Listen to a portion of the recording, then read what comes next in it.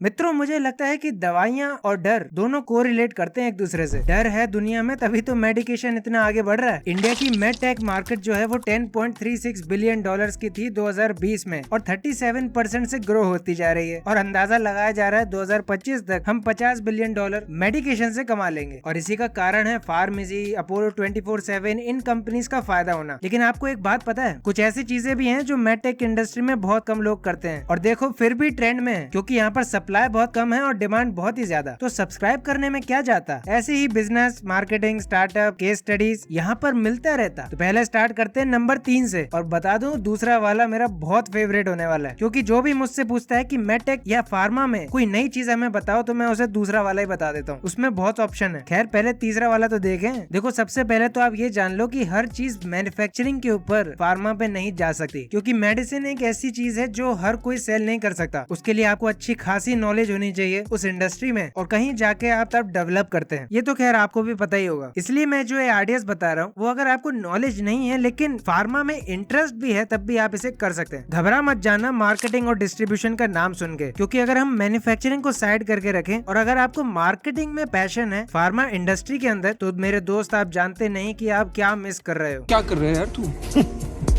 Marketing और distribution हर medicine का work life chain है। जो most preferable business opportunity Indian pharma industry में देखी जाती है वो मार्केटिंग और डिस्ट्रीब्यूशन देखी जाती है। ये आपको भी पता होगा। लेकिन ये पता है कि ये सबसे प्रॉफिटेबल नीश भी माना जाता है, क्योंकि आप मेडिसिन से तभी कमा सकते हैं जब आप उसे सेल और डिस्ट्रीब्यूट करें, जो कि मैन्युफैक्चर की गई है फार्मास्यूटिकल कंपनीज द्वारा हॉस्पिटल्स और फार्मेसीज के लिए। तो आपको क्या करना चाहिए इसमें? देखो जैसा कि हम जानते हैं कि हमारी एक सप्लाई चेन चलती है, मैन्युफैक्चर से सेलर, होलसेलर, फिर रिटेलर और फिर हम आते हैं कंज्यूमर। लेकिन फार्मेसी में ये थोड़ा अलग होता है। मैन्युफैक्चर के पास जाती है, उसके बाद डिपोज और स्टॉकिस्ट के पास जाती है जो सुपर स्टॉकिस्ट होते हैं, फिर उसके बाद स्टॉकिस्ट के पास जाती है, फिर वो जो स्टॉकिस्ट होता है वो होलसेलर, इंस्टीट्यूट और हॉस्पिटल्स को सर्कुलेट करता है। और होलसेलर का तो काम खत्म नहीं होता, वो तो फिर रिटेलर को भी बेचता है और उसके बाद आपको मिलती है। लेकिन मैन्युफैक्चरिंग का क्या, बात आपकी वहाँ से शुरू होती है। एक नई कंपनी जब मैन्युफैक्चरिंग करती है किसी नई मेडिसिन की, या एक सिंगल मेडिसिन मैन्युफैक्चर होता है, तो उसको कंपनीज के साथ कनेक्ट करना पड़ता है, इंडिविजुअल मार्केटर के साथ कनेक्ट करना पड़ता है, स्टॉकिस्ट, होलसेलर्स, डायरेक्ट हॉस्पिटल से भी कनेक्ट करना पड़ता है, और वहाँ उनका बैरियर आ जाता है बहुत बड़ा वाला। तो पहला काम आपकी कंपनी कर सकती है कि जो भी मैन्युफैक्चर है उसको एक ऐसी वेबसाइट प्रदान कर सकती है जहाँ पर सारे wholesalers, hospitals, institute, even stockist भी लिस्ट रहेंगे, जिससे वो अपना सामान वहाँ डायरेक्टली पहुँचा सकते हैं और आपकी कॉस्ट रिडक्शन भी हो जाएगी। टाइम तो वैसे ही कम लगेगा, और एक और काम बड़ा आसानी से हो जाएगा, मैनेजमेंट का, जिसकी वजह से आजकल 90% स्टार्टअप जो है फेल हो रहे हैं। और ये मैं नहीं कह रहा हूँ, टेक महिंद्रा के चेयरमैन ने खुद बोल दिया है। तो जिससे आपकी मार्केटिंग कॉस्ट भी बहुत हद तक मैनिपुलेट हो सकती है और डिस्ट्रीब्यूशन तो आपका सीमलेस हो ही जाएगा। और स्टॉकिस्ट के लिए भी फायदा है, होलसेलर के लिए भी है, और हॉस्पिटल्स और इंस्टीट्यूट्स के लिए भी है कि वो नए मैन्युफैक्चरर्स की नजरों में आ सकते हैं और डायरेक्टली वहां से ग्रो कर सकते हैं अपना बिजनेस। इवन आप इसमें आगे जाके रिटेलर का ऑप्शन डाल तो सकते हैं, लेकिन वो बहुत ज्यादा कॉम्प्लेक्स हो जाएगा, इसलिए मैंने उसको नहीं रखा। ऐसे तो आप वरना कंज्यूमर का भी डायरेक्टली लिंक कर देते, पर वो पॉसिबल नहीं हो पाएगा अभी। अब आप कहेंगे कि यहाँ से पैसे कैसे कमाए जाएंगे? जो भी इंस्टीट्यूट होंगे, होलसेलर्स होंगे या हॉस्पिटल्स होंगे, इवन स्टॉकिस्ट भी, आपको पहले उनके लिए सोचना पड़ेगा, उसके बाद मैन्युफैक्चरिंग के लिए। जो मैन्युफैक्चरर्स होंगे वहां से आपका ज्यादातर प्रॉफिट आएगा, क्योंकि वो अपनी कंपनी को डिस्प्ले करेंगे इन सभी के सामने, तो उसके लिए उनको कुछ फीस तो लगेगी। तो अब आप कहेंगे चलो मैन्युफैक्चर का तो हो गया, लेकिन बाकियों का क्या होगा? उनको कैसे लाएंगे अपने प्लेटफॉर्म पे? देखो सबसे पहली बात तो आप उन्हें एक डिजिटल प्लेटफॉर्म दे रहे हो अपना बिजनेस ग्रो करने के लिए। भले ये रिटेलर के लिए छोटी चीज हो, लेकिन उनके लिए जो बल्क में सामान लेते हैं उनके लिए बहुत जरूरी हो जाता है। दूसरा, वो नए कनेक्शंस बनाते हैं जिससे उनका जो एरिया ऑफ सर्कुलेशन है वो बढ़ सके। और तीसरा, आप कमेंट करके बताना कि आपको क्या लगता है कि हम कैसे इस सप्लाई चेन में और ज्यादा बिल्डिंग मजबूत कर सकते हैं। खैर बढ़ते हैं अपने नंबर 2 की तरफ। देखो आप कितना भी इस चीज को नकार लो, लेकिन आपको कभी न कभी डॉक्टर की जरूरत तो पड़ती है, और बात अब बिगड़ने लगती है जब आप आए दिन बीमार रहते हैं या आपका कोई करीब का हर वक्त किसी न किसी चीज से परेशान रहता है, तो वो अलग अलग डॉक्टर्स के पास जाता है, और अल्टीमेटली आपकी जो सेविंग है वो नीचे ही आती है। और दूसरा, टाइम, वो जो एक प्रेशियस चीज है वो भी जाया हो जाती है। कितने डॉक्टर्स के आप पास जाओगे? हालांकि कंपनीज ने इसका तोड़ निकाला और ऑनलाइन सर्विस लेके आए डॉक्टर से मिलने के लिए, लेकिन कितने भी आप देख लो डॉक्टर यार, सब तो अलग अलग होंगे ना। कोई एक चीज का स्पेशलिस्ट होगा तो कोई दूसरी चीज का, और आपके शरीर में 5 अलग अलग तरीके की प्रॉब्लम्स चल रही हैं, तो फिर क्या होगा यार? तो वहाँ काम करती हैं कंसल्टेंसी सर्विसेज। सर्विसेज। आप मानोगे नहीं, लेकिन मैं आपको फिर भी बता देता हूँ कि इस देश के कुछ लोग ऐसे भी हैं जो सिर्फ फार्मासिस्ट से पूछकर ही दवाई लाते हैं और वो ठीक भी हो जाते हैं, क्योंकि ऑब्वियसली यार दिन भर वो दवाइयों के बीच रहते हैं, तो उनको पता है कौन सी काम करेगी कौन सी नहीं। और कंसल्टेंसी करना अपने आप में एक बहुत प्रॉफिटेबल नीश बन गई है, चाहे वो कोई भी इंडस्ट्री क्यों ना हो। यहाँ तक कि जो बड़े मेडिकल के एक्सपर्ट्स हैं उनको भी कभी कभी फार्मासिस्ट की जरूरत पड़ती है प्रिस्क्रिप्शन के लिए। और आपके घर वालों ने कभी ना कभी फार्मासिस्ट से पूछ लिया होगा कि यार इसको कब खाना है, कैसे खाना है, क्यों खाना है, क्या होगा इससे फायदा। लेकिन यही बात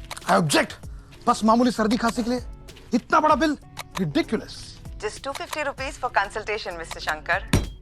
यही चीज आपके फोन के डायलर में हो तो कितना आसान हो जाएगा, नहीं? तो यही एक सिंपल सा आइडिया है और सबसे प्रॉफिटेबल नीश भी है हर सेक्टर में, हर इंडस्ट्री में। कंसल्टेंसी सर्विसेज मेड टेक के लिए स्पेशली आपके लिए हो सकती है, क्योंकि फिर आपको गूगल सर्च नहीं करना पड़ेगा, सीधा जाओगे, आपकी कंपनी सामने देखेगी, आप कॉल लगाओगे और पूछ लोगे। और एक और राज की बात बताऊं, इसमें आपको कमाने का एक और तरीका भी है। कंपनीज आपको एडवर्टीजमेंट के लिए पैसे दे सकती है कंसल्टेशन सर्विसेज देने के लिए। वो कैसे? क्योंकि उनकी दवाइयां आप प्रमोट करोगे भाई, लेकिन वो चेक करके करना आप। और इसके ऊपर दूसरा बिजनेस ये बन सकता है कि हमारे आजकल के भाग दौड़ वाले सफर में स्पोर्ट्स इंजरीज भी बहुत बढ़ रही हैं, जिसके लिए हम फिजियोथेरेपिस्ट को प्रेफर करते हैं। लेकिन आपको घर पे पता हो कि किस नस को कहाँ स्ट्रेच करना है, तो आपको पता है कि आपको कहाँ फोन लगाना है आपकी सर्विस के ऊपर। तो अलग अलग इंजरीज, अलग अलग मेडिकेशन के हिसाब से कंसल्ट कर सकते हैं आप लोगों को। मेंबरशिप फीस रख सकते हैं कि आप एक महीने के अंदर जितनी चाहे उतनी कंसल्ट कर सकते हैं आप। अगर आइडियाज पसंद आ रहे हैं तो यार कमेंट कर दो, लगे हाथ ठोक दो एक लाइक का बटन। बढ़ते हैं अपने टॉप 1 की तरफ। देखो यार ये बड़ा सिंपल है, सिंपल तो खैर कुछ भी नहीं है इस दुनिया में, पर ज्यादातर कंपनी यही कर रही है, तो मैं आपको बता रहा हूँ ऑनलाइन फार्मेसी। अब आप स्क्रीन पे जूता पटक के मत मारना, लेकिन ये बात फैक्ट है और सच है बिल्कुल कि ऑनलाइन फार्मेसी अभी तो अच्छी चल रही है या नहीं चल रही वो तो आप कमेंट करके बताना, लेकिन इसका फ्यूचर आगे में बहुत ब्राइट है। लोगों को रिमोट वर्क पसंद है, लेकिन एक आइडिया है जो आपको डिफरेंट बना सकता है। जो मैंने आपको दूसरा कंसल्टेंसी वाला आइडिया बताया, उसको आप इसमें मिक्स आउट कर सकते हैं ऑनलाइन फार्मेसी के अंदर, जहाँ पर लोग अपना प्रिस्क्रिप्शन तो स्कैन कर ही सकते हैं और प्रिस्क्रिप्शन स्कैन करने के साथ ही आपको सामने कंसल्टेंसी का ऑप्शन भी दिख जाएगा, जिससे फिर आपको बार बार डॉक्टर के पास फोन नहीं लगाना पड़ेगा ये बताने के लिए कि भैया आप कौन सी खानी है, रात हो गई तो आप कौन सी लूं। लेकिन लेफ्ट वाली वीडियो में जरूर देख लेना कि गवर्नमेंट क्या चाहती है आपसे, कैसा स्टार्टअप बनाओ। और राइट वाली वीडियो में फिनटेक स्टार्टअप का सोच रहे हो, मत सोचो, पहले वो वीडियो देख लो। मैं मिलता हूँ आपको अगली वीडियो में, तब तक के लिए बी बिजी।